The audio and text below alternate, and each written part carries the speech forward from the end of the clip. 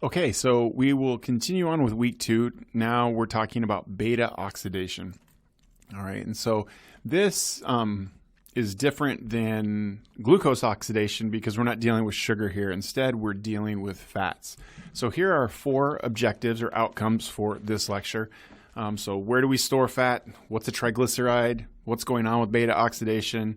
And how much more energy do we get out of beta-oxidation compared to glucose oxidation? So when you hear beta-oxidation, just think of oxidation of fat. Now, remember, glycogen is the storage form of glucose, and we have about 2,500 calories worth of glycogen in our body, all right? And that's enough to get most people through a day, maybe a little bit longer depending on the size and things like that. But it's not really a lot, especially when you compare it to how much fat we've got in our body. So with fat stores, we've got about 70,000 calories, okay? So this is about 25 times as much, maybe 30 times is probably a better number, as much fat stored as we do glycogen, at least in terms of how much energy we can produce. So lots of different types of fats, but when it comes to energy, really all we're worried about or what we focus on are something called triglycerides that we'll get to here in a moment. Now, remember, glucose and specifically glycogen is stored in the liver and in muscles. Well, with fat, we store it in our muscles, and then we also have adipose tissue, okay? And so if you eat steak or whatever, you can actually see it, the marbling, the white part, that's fat that's in the protein, in the muscle, okay? And so that's just an example of fat stores. So triglycerides are exactly what they sound like. There's 3 of them, right? And in order for us to actually use triglycerides, we need to break them down into their components, okay? And this is what we call lipolysis, okay? Remember, lysis is a suffix that means the breakdown, and so lipo, that's talking about fat. And so a triglyceride is made up of 3 fatty acids, so that's where we get the tri, and then something called a glycerol molecule. Okay, so you have these 3 fatty acids that are attached to the glycerol molecule. And what's really interesting is that these fatty acids, they can each be different. They can each be composed of different things, okay, different lengths, that sort of thing. And that's going to be important here in just a minute. Now, in order to actually use these fatty acids or these free fatty acids, that's what the extra F means, we need to convert them into acetyl-CoA. Now, you've heard about acetyl-CoA before, and once we convert these fatty acids into acetyl-CoA, everything is the same. Acetyl-CoA goes into Krebs. The products then go into the electron transport chain. So in order to do this, though, in order to get them converted to acetyl-CoA, we have to spend some energy. It's kind of like glycolysis. You got to spend money to make money. You got to use energy to make energy. Okay, so at the beginning, we have to prep these fatty acids. Okay, in order to do that, it costs 2 ATP, but we don't get anything out of it in this initial preparation phase. Then what we do, or what happens, is that each of these fatty acids are broken down into pairs of carbons.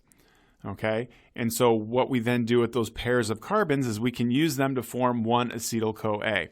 Okay, so a 16-chain carbon means we have 8 pairs of carbons, and so we can produce 8 acetyl-CoA. All right. When we go through this, we also form NADH and FADH2.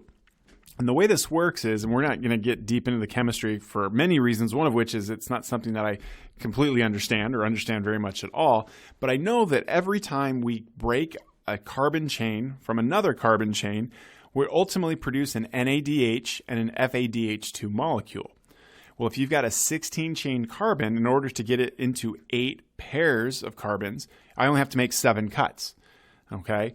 And if you don't believe me, just write out the numbers 1 through 16, and then every 2, just put a slash. So you've got 1 and 2, and then do another slash after 4, so you've got 3 and 4, that sort of thing. And you'll see that you only have to make 8 slashes or 8 lines to break this up into 8 pairs.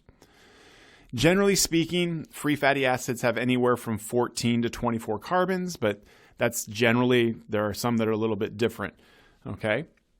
The problem with fat, you're like probably thinking, well, if we've got so much fat, why don't we just use fat? Why don't we rely on fat? And the problem is that in order to take advantage of these fat stores and to utilize fat to create energy, it requires a lot of oxygen.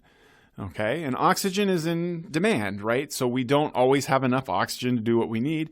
And also it takes a little bit longer.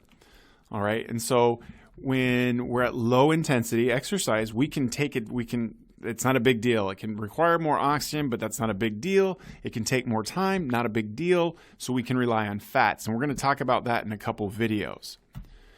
And so when it comes to fats, Krebs cycle and electron transport chain, it's the exact same, right? We've got acetyl-CoA, and acetyl-CoA, when we goes in one turn, we get 1 ATP, 3 NADH, 1 FADH2. So if we go back to our example of a single, remember this is one fatty acid. A triglyceride has 3 of these, okay? So to activate it, it costs us 2 ATP. Through beta-oxidation, remember, think of beta-oxidation as breaking that free fatty acid into its carbon chains and then ultimately into acetyl-CoA. We don't produce any ATP, but we produce 8 acetyl-CoA, and with each cut, we produce an NADH and an FADH2, so now we've got 7 of each of those. And then Krebs cycle, we get 8 ATP. We utilize our 8 acetyl-CoA, and now we produce even more NADH and more FADH2. And so we have 31 NADHs and 15 NADH2s, and those go through, and ultimately we can use those to produce about 100 ATP. Okay, so if we add all this up, we spent 2 at the beginning, we made 8 from Krebs, and we made 8 from electron transport. So a single 16-chain free fatty acid results in 106 ATP. Okay, remember a triglyceride has 3 fatty acids, and so that lets you know that we would produce about 318 ATP from a single triglyceride. Okay, remember 1 molecule of glucose, we get a little over 30 ATP, whereas a triglyceride will get close to 300. And so a single triglyceride will produce about 100 times as much ATP. The problem is, like I said, it requires more oxygen, and it's not as quick. Okay. The last thing I want to mention here, and we're just going to mention it, is proteins. We don't use protein for energy. We use protein to build up muscles. Okay, proteins are made up of things called amino acids, which we talked about earlier. And we can use these as fuel. The problem is, or not the problem, but what we have to do before we can use them is we have to convert them into glucose through a process called gluconeogenesis, pyruvate, or acetyl-CoA. Okay, and when we do this, we get about as many ATP from protein as we do from glucose. And with that, that's how we're going to end on beta oxidation.